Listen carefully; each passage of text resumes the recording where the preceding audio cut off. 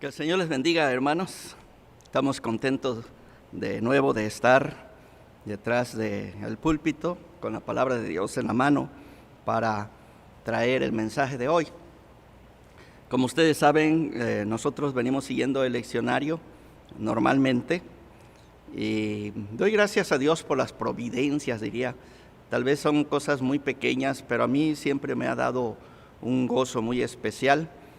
Como ustedes saben, en el día de hoy llegamos a un punto, el día de mañana empieza la Semana de la Familia y los textos que estaremos leyendo de Romanos, como venimos predicando, pues incluye el tema que estaremos escuchando durante toda esta semana. El texto del día de hoy es Romanos capítulo 8, versículos 12 hasta el 25, pero predicar, como lo voy a hacer, de Romanos 8, 12 hasta el 17 solamente, ya es un desafío formidable por varias razones, ¿sí? Déjenme darles estas razones. Primero, hermanos, parece que estamos caminando o entrando en una conversación que ya está bastante adentrada. Tal vez les ha tocado llegar cuando estas personas están hablando, un grupo o alguien, y usted llega y están hablando, usted no entiende qué están diciendo y mira a uno y mira al otro y mira para todos lados, ¿verdad? Para ver si logra meterse a la conversación. Bueno, eso significa que para poder entender lo que está escribiendo el apóstol Pablo, pues tenemos que tal vez regresar, meternos a lo que estaban hablando, lo que estaba escribiendo. Segundo, hermanos, hermanas, cada verso de estos que estaremos estudiando está cargado de sus propios conceptos doctrinales, teológicos, que se podría predicar en cada versículo un sermón o más de un sermón.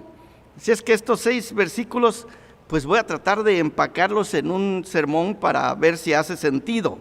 Si ustedes leen en la historia, Juan Wesley predicó sobre el capítulo 8, versículo 16, 3 sermones. El testimonio del Espíritu, número 1, el testimonio del Espíritu, número 2, y el testimonio de nuestro Espíritu, solo de este versículo 16.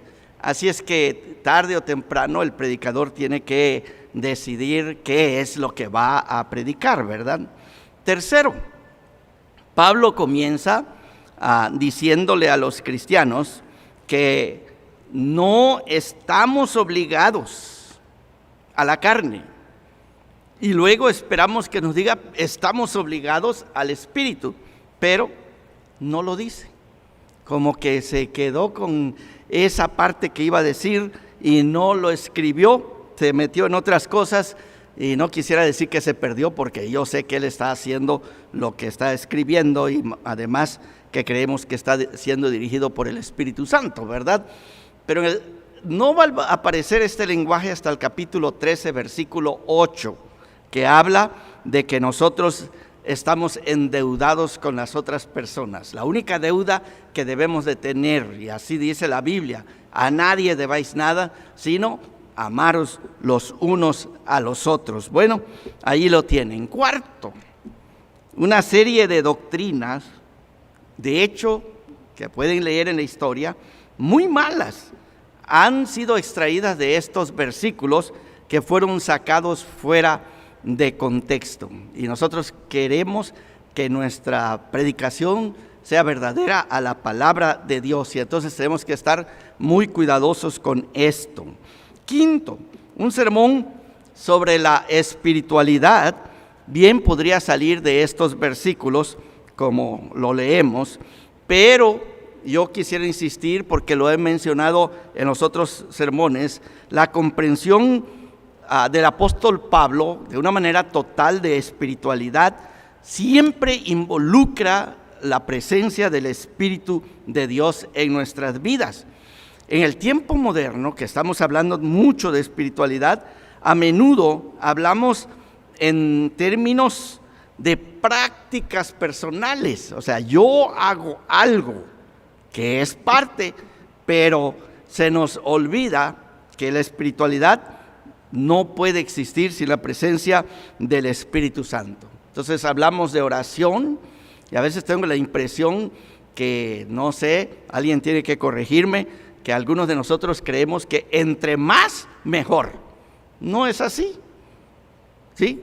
Tal vez si nos juntamos todos, le vamos a impresionar a nuestro Dios para que haga lo que le pedimos.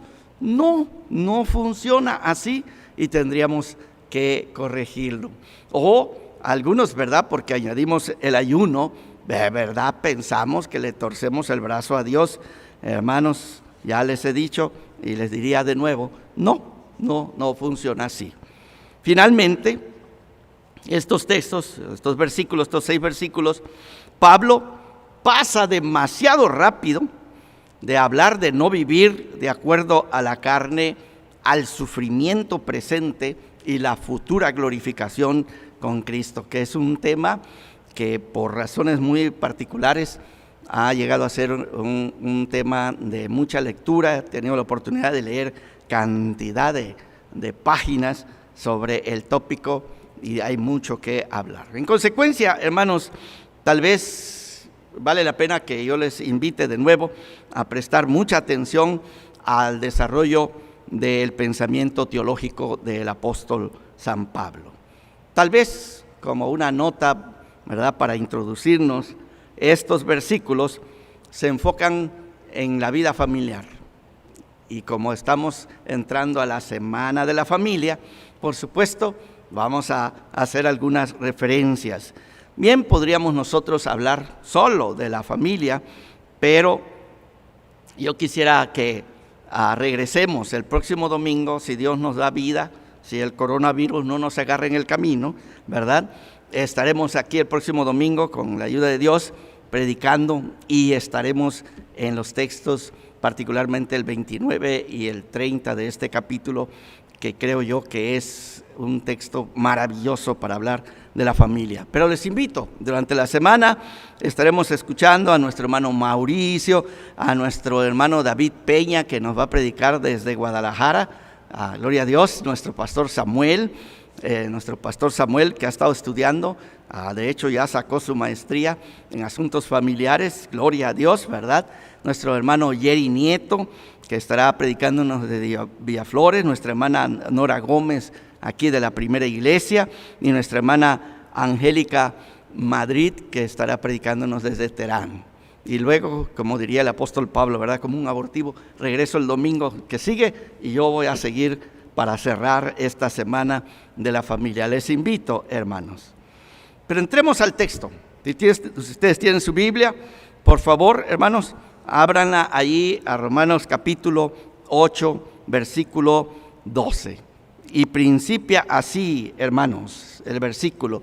Así que, y esto señala, por supuesto, una implicación que ha extraído el apóstol Pablo de todo lo que ha venido hablando. ¿Y qué es lo que ha venido hablando? Ha puesto el espíritu y la carne en una antítesis, en los versículos 4 hasta el 11. Y me encanta lo que Pablo dice, esta es la conclusión, ¿sí? Esta es la conclusión. Cuando estudiaba lógica era donde poníamos 3 puntos, los 2 puntos que normalmente hacemos como 2 puntos y uno más, 3 puntos.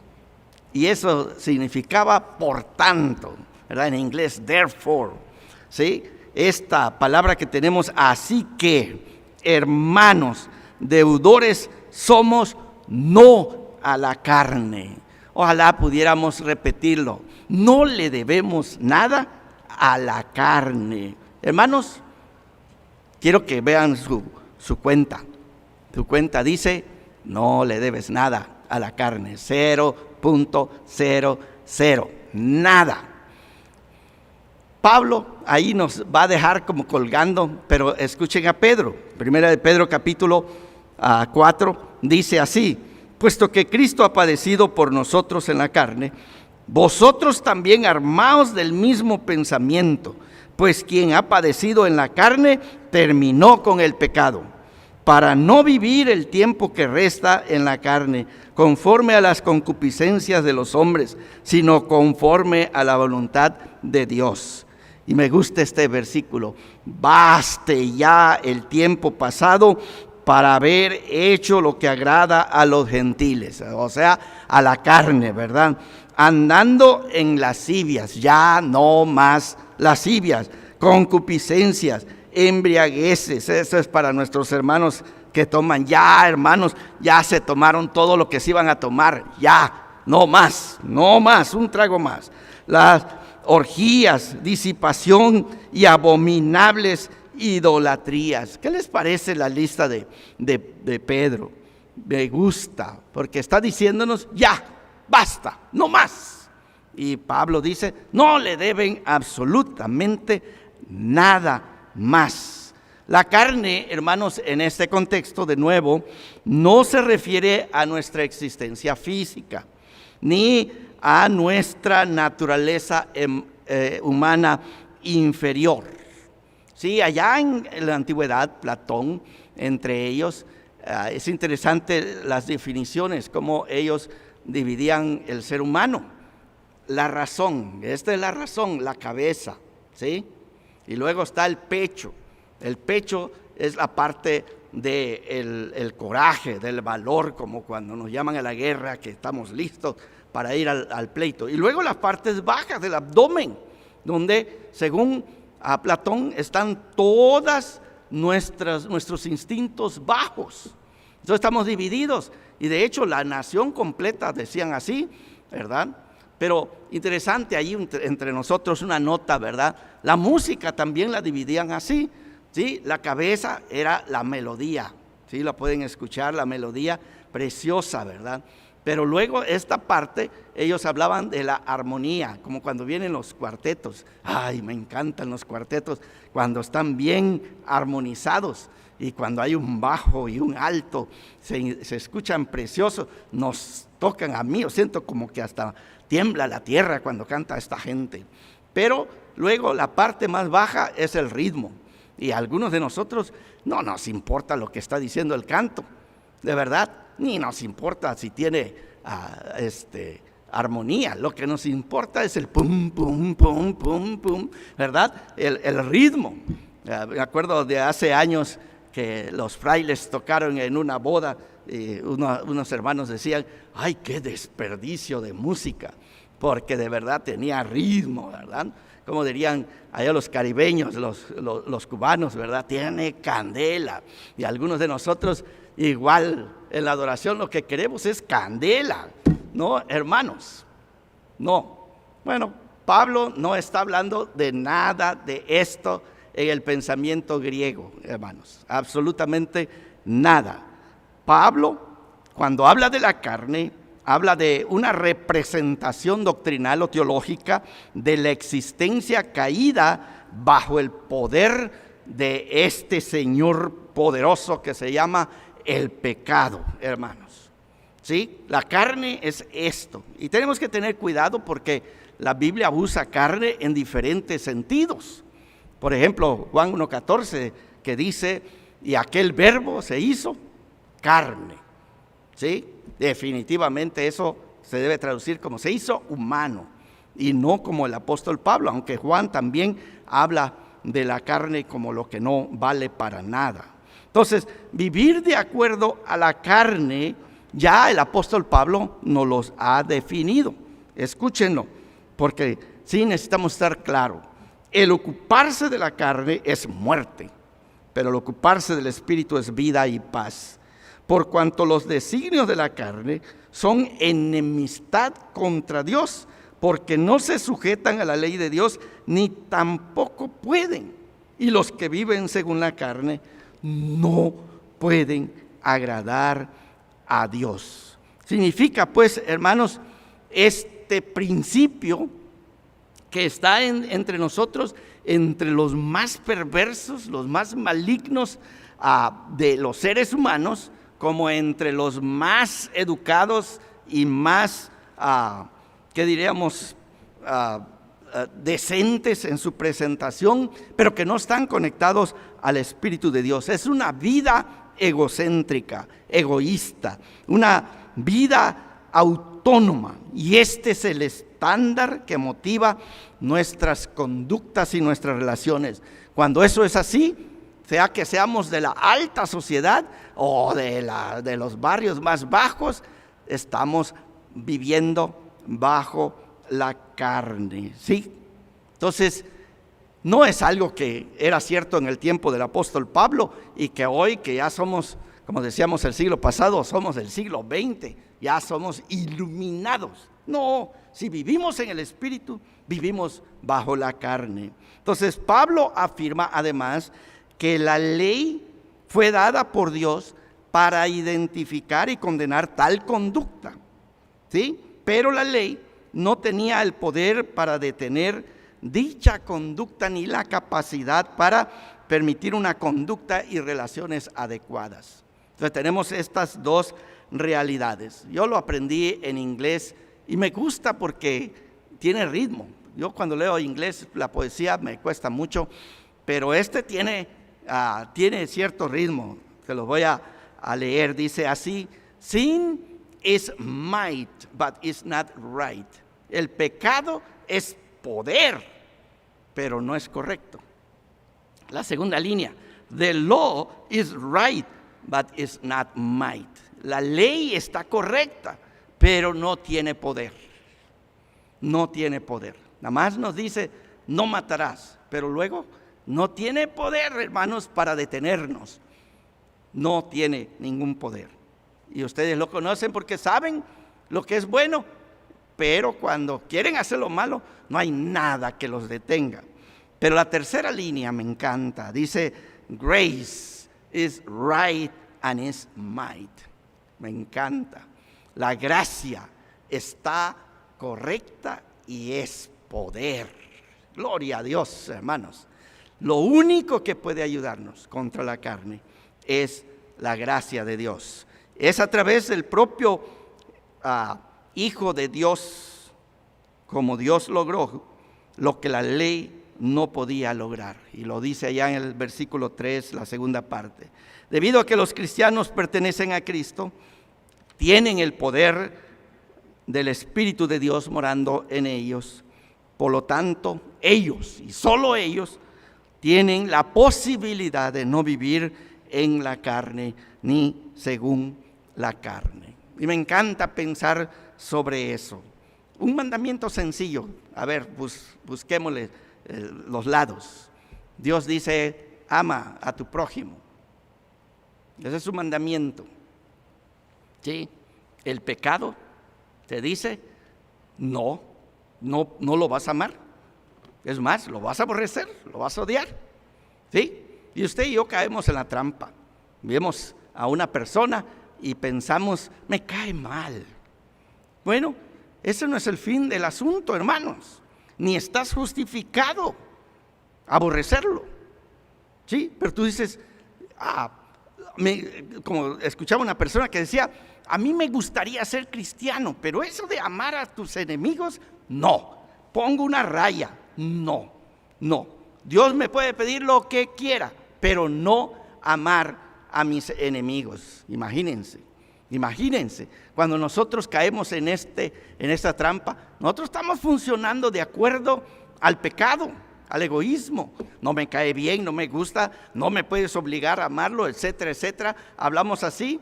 Vayan a la palabra de Dios y ustedes van a encontrar lo que dice, ¿sí? No quieren, se oponen a la ley de Dios, no quieren.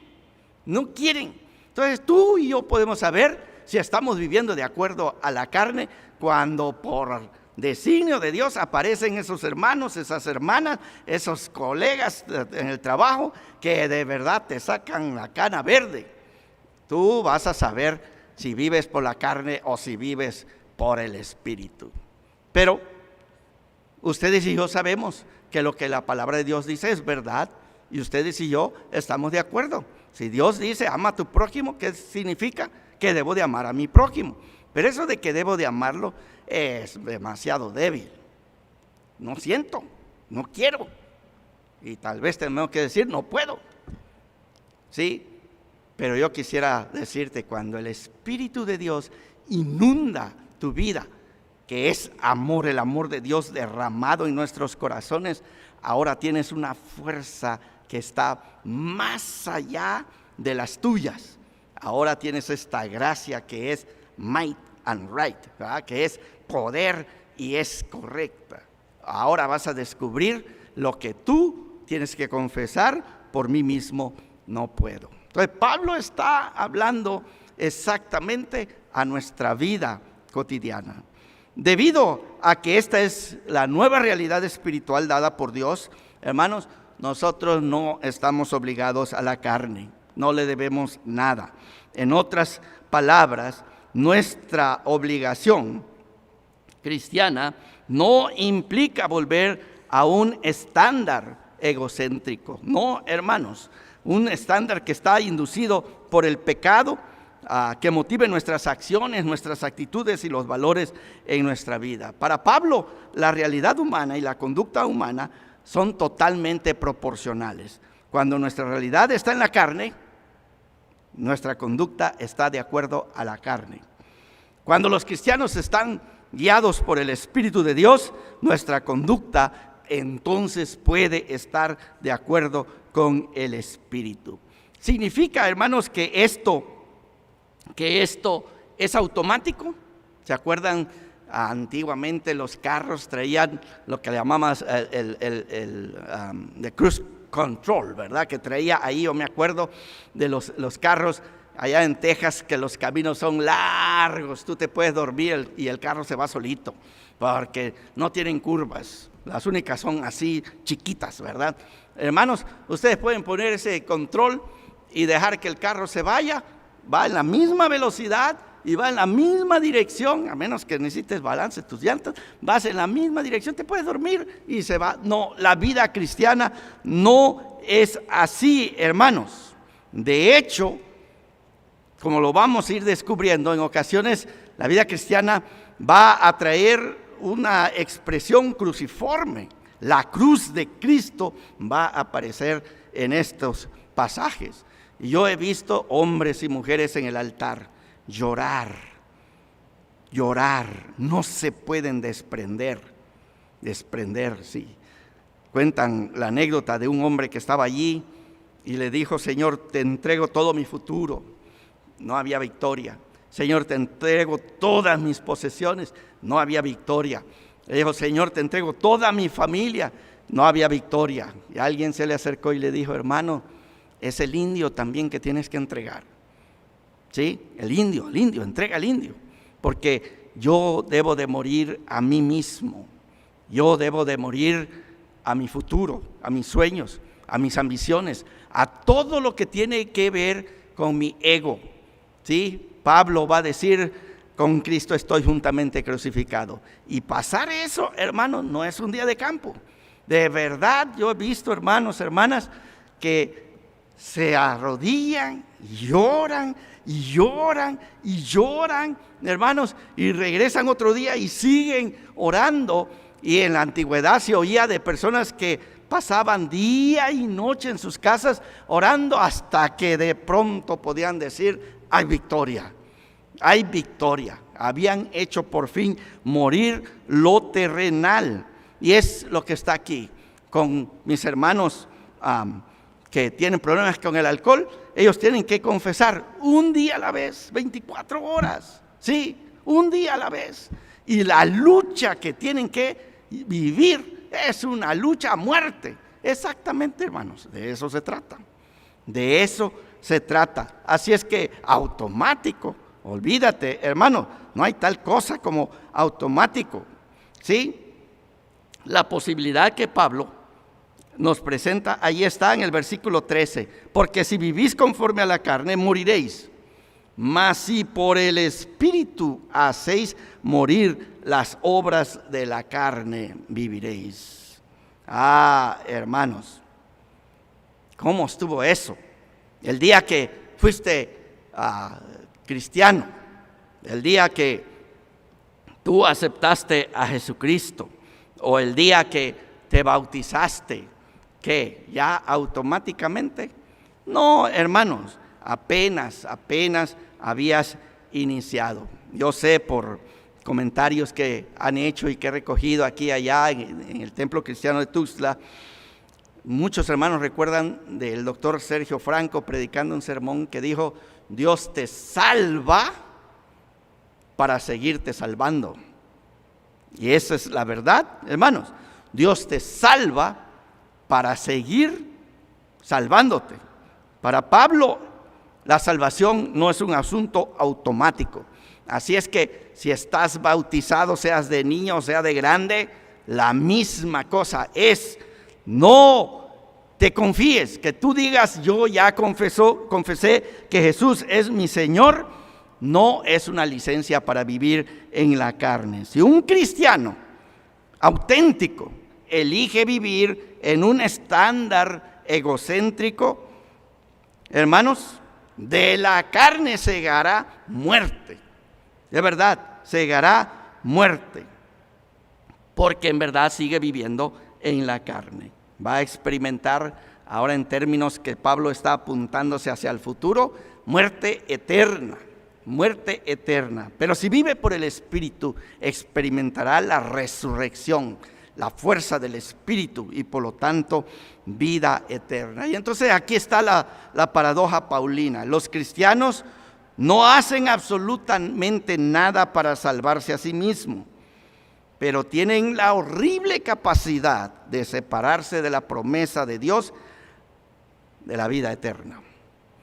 Y por supuesto aquí nos separamos, nos peleamos con nuestros hermanos calvinistas que piensan que la salvación no se puede perder. Sigan viviendo en la carne y van a experimentar la muerte que viene por vivir en la carne. Pues soy cristiano, salvo, y una vez salvo para siempre. No han leído a Pablo, léanlo. De la carne segaréis muerte. Pablo tiene una misma perspectiva teológica donde quiera que él escribe. Les voy a leer un texto, 1 Corintios capítulo 10. Y si al concluir ustedes concluyen diferente, me gustaría que me digan. Dice así el capítulo 10: porque no quiero, hermanos, que ignoréis que nuestros padres todos estuvieron bajo la nube y todos pasaron el mar. Todos. ¿Sí? Y todos en Moisés fueron bautizados. ¿Cuántos, hermanos? Todos. En la nube y en el mar. Todos fueron bautizados. Y todos comieron el mismo alimento espiritual, se refiere al maná. Y todos bebieron la misma bebida espiritual. En nuestro contexto diríamos, son personas que son bautizadas y que asisten a la Santa Cena. Le invitamos esta noche, hermano, a la Santa Cena. Dice: porque bebían de la roca espiritual que los seguía, y la roca era Cristo. ¿Les queda claro? Pablo está seguro que todos los que salieron de Egipto, todos eran bautizados y todos tomaron la Santa Cena en nuestro idioma. Pero de los más de ellos no se agradó Dios. ¿Saben de cuántos estos de los más? Es 99.99999999, lo que ustedes quieran. No se agradó Dios. Todos quedaron sembrados allá en el desierto, excepto 2. De como de 6 millones de personas, 2. Hagan la cuenta y encuentren el porcentaje, hermanos. Por lo cual quedaron postrados en el desierto. Aquí está la palabra de Dios, Pablo. Mas estas cosas sucedieron como ejemplo para nosotros, para que no codiciemos cosas malas, como ellos codiciaron. Sí, hermanos, eres cristiano, gloria a Dios. No codicies las cosas del mundo, ni seáis idólatras, como algunos de ellos, según está escrito: se sentó el pueblo a comer y a beber, y se levantó a jugar. ¿Qué les parece? Sí.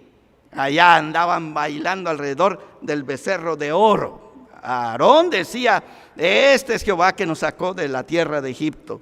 Malvados estos, viviendo bajo la carne. Y algunos hermanos que dicen, ¿verdad?, que el baile se está metiendo a la iglesia. Escuchaba a un hermano que dice: no, pues ahora llegas a la iglesia y le puedes decir a una hermana, ¿puedo tener este himno con usted? Algo parecido, ¿verdad? Pues aunque estén en el templo, hermanos, están pensando en las cosas de la carne. Y Pablo va a decir: de la carne cosecharéis muerte, y muerte eterna. Ni forniquemos. ¿Escuchan este lenguaje, hermanos?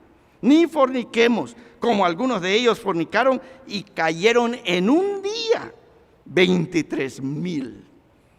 Sí, algunos cristianos piensan que porque la iglesia no sabe que está bien, dejen que venga la conclusión.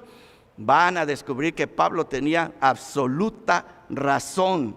Ni tentemos al Señor como también algunos de ellos le tentaron y perecieron por las serpientes. ¿Sí? Bueno, algunos dicen, no, a Dios no se le puede tentar. Lean la palabra de Dios, hermanos, porque algunos en nuestras oraciones somos atrevidos y le decimos, Señor, si no me sanas a este, ya vas a ver. ¿Sí? Pues también su ser querido va a perecer, y usted también por estar pensando en las cosas de la carne. Pablo dice, de la carne cosecharéis muerte. Pero no ha terminado, por si acaso pensaron, uy, yo ya me salvé. Dice el siguiente, ni murmuréis, porque algunos hermanos andan ahí, ¿verdad?, hablando de más, como algunos de ellos murmuraron y perecieron por el destructor. Y ahí lo dejamos, hermanos, porque la cosa se pone más caliente. Ahí dejémoslo y regresemos a nuestro texto. ¿Qué estoy diciendo? Pues estoy tratando de decir lo que el apóstol Pablo está diciéndonos a nosotros. Si podemos leer las otras cartas con el mismo efecto. La conducta cristiana debe ser un reflejo de la realidad cristiana. Si un cristiano elige los estándares anteriores de la carne para dar forma a sus acciones, a sus actitudes y valores, entonces en realidad está bajo el pecado, y el salario es muerte, y muerte eterna. Ahora, siendo que Pablo en su enfoque ahora se mueve al asunto de la familia de Dios, él realmente no se detiene para hablar de estas posibilidades negativas, sino que en el versículo 13b nos entrega lo positivo. Dice así, mas si por el Espíritu hacéis morir las obras de la carne, viviréis. ¿Sí?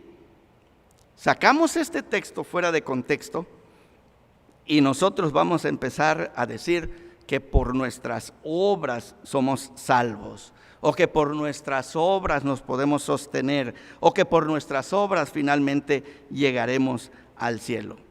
Pablo no dice absolutamente nada de estas cosas. El énfasis aquí está en el Espíritu como el medio por el cual nosotros damos muerte a las prácticas del pecado. No logramos y no podemos lograr esto por nuestros propios esfuerzos. Por eso se nos está invitando a confiar en el poder del Espíritu. Haced morir pues las prácticas de la carne. Equivale decir, den lugar al Espíritu para que por el Espíritu vengan las cosas que dan vida y dan paz. Mantengamos en cuenta que Pablo en esta parte de la Escritura no está usando imperativos. No nos está diciendo, hagan esto, tienen que hacer esto. No, hermanos, sin embargo, pues va a la raíz del asunto, porque esta actividad del Espíritu es la realidad que define a los cristianos. Y entonces la espiritualidad en este contexto significa que el Espíritu ha creado nuestra realidad, y por medio del Espíritu nosotros empezamos a vivir no de acuerdo a los estándares de la carne, sino a los estándares del Espíritu. Y entonces el versículo que sigue, hermanos, yo tomé una semana completa hace muchos años en la iglesia cristiana del Buen Pastor, una semana completa para hablar acerca del amigo del alma, de este texto que a mí me encanta. Todos los que son guiados por el Espíritu de Dios, estos son los hijos de Dios. Qué precioso, hermanos. Y la palabra guiados no es solamente que Él nos dice, anda por ahí. Tal vez es más como que nos empuja, ¿sí? Nos motiva, nos lleva hacia delante. Quizás uno de los textos que me quedó en la memoria y en el corazón de aquella semana hermosa que tuvimos hace muchos años fue el Salmo 23, ustedes lo conocen, Jehová es mi pastor. ¿Sí? Pero ahí hay una línea que me encanta. Me guiará por sendas de justicia, por amor de su nombre. Por amor de su nombre. ¿Sí? Es gracia. Que el Espíritu nos lleve, es gracia. Nosotros hablamos de gracia, gracia responsable. Revisen los artículos de fe de nuestra iglesia y ustedes lo van a encontrar. Bueno, podríamos detenernos ahí, pero vayamos un poquito más adelante. Versículo 15, porque todos los que son, 15, pues no habéis recibido el espíritu de esclavitud para estar otra vez en temor, sino que habéis recibido el espíritu de adopción, por el cual clamamos Abba Padre. Yo quisiera hacerles un comentario. Mi Biblia es la versión Reina Valera 60, la que tengo aquí, y dice así exactamente en el original griego. Pero en la traducción creo yo que nosotros deberíamos de usar la mayúscula aquí. Es decir, debemos de leer, pues no habéis recibido el espíritu con mayúscula. ¿Sí? El espíritu con mayúscula de esclavitud. No existe tal cosa más que el pecado, es de esclavitud. Pues para estar otra vez en temor, sino que habéis recibido otra vez con mayúscula el espíritu de adopción. El espíritu que nos hace hijos de Dios. Ese espíritu, hermanos y hermanas, por lo cual nosotros podemos decir: Padre nuestro que estás en los cielos. La doble palabra aquí es arameo y luego el griego, que era la traducción, y pienso que así debemos de entenderlo. Este uso de las imágenes de adopción, hermanos, es otro texto preciosísimo, y yo les invito, lean los 3 sermones de Wesley, además que les va a encantar, les va a enseñar un montón de doctrina, ¿sí? Pero Pablo está combinando toda la doctrina del Antiguo Testamento y del Nuevo Testamento de la adopción. Es una de las grandes doctrinas bíblicas que perdimos por el pleito entre hermanos calvinistas y arminianos. Perdimos y ahora nos da miedo predicar. Pero no nos debe dar miedo, hermanos, porque esta es su herencia, su gloria. Usted y yo fuimos adoptados por el Espíritu de Dios. Pero en segundo lugar, Pablo trae toda su contexto grecorromano, hermano, que es enorme también. Ustedes deben de leer algo entre los romanos, que alguien te adoptara, era algo extraordinario. Y esto es, los dos los une para hablarnos acerca de lo que Dios ha hecho en Cristo Jesús a través de su Espíritu Santo. Un niño adoptado es aquel cuya identidad, estado y relaciones ahora han sido determinados por pertenecer a una nueva familia. Y hermanos, yo creo que debemos de llorar entre nosotros que tú y yo, hijos de ira, hijos de Satanás, hemos sido constituidos por la muerte de Cristo Jesús y por su Espíritu en los hijos y las hijas del Todopoderoso. Gloria a Dios, hermano. Eso no lo hiciste tú, eso lo hizo Él. Él nos adoptó. No es que le hicimos carita bonita al Señor y dijo: ay, qué bonito, y nos adoptó. No, hermano, si le hiciste carita bonita, te miraba como hijo de Hiram, dispuesto a mandarte al infierno. Así te miraba sin Cristo. Pero en Cristo, hermano, hermana, nosotros hemos sido adoptados a la familia de Dios. El Espíritu atestigua enfáticamente la profundidad de nuestro ser interior, donde tenemos esta identidad, donde tenemos este estado, donde hemos adquirido estas nuevas relaciones de la membresía de la familia de Dios, de la familia de Dios. Y hermanos, ya mi tiempo no me alcanza, pero he tenido experiencias místicas, de verdad místicas, de qué es esto de la familia de Dios. Cada uno de ustedes, hermanos, hermanas, son personas preciosísimas. No porque ustedes tienen ese valor en sí mismos, sino por la muerte de Cristo y por la presencia de su Espíritu Santo.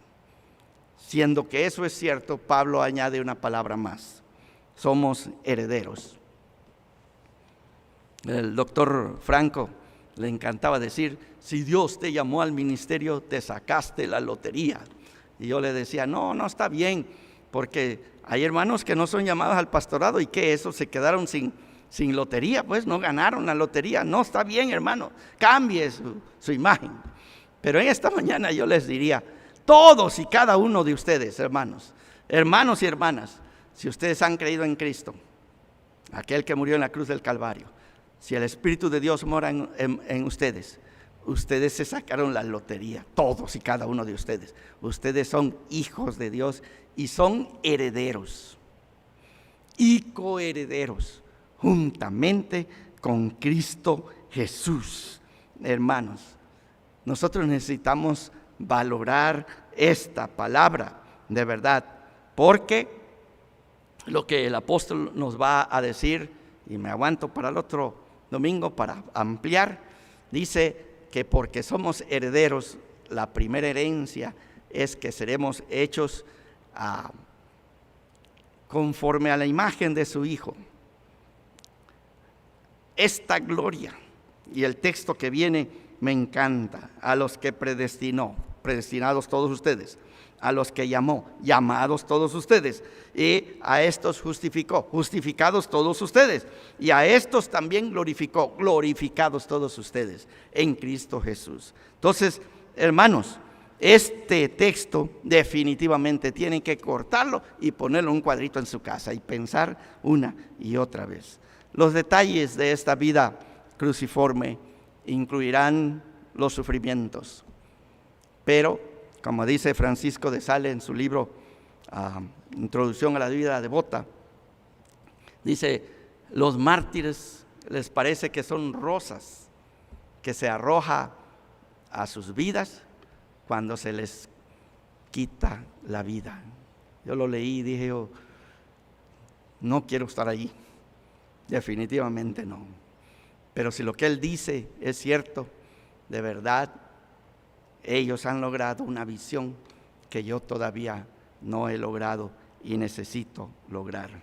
Esta vida de la que les hablaré más adelante, hermanos, se nos promete. Si eres una persona que ha creído en Cristo, tienes el Espíritu. Si tienes el Espíritu, eres hijo de Dios. Y si eres hijo de Dios, eres heredero y coheredero con Cristo Jesús.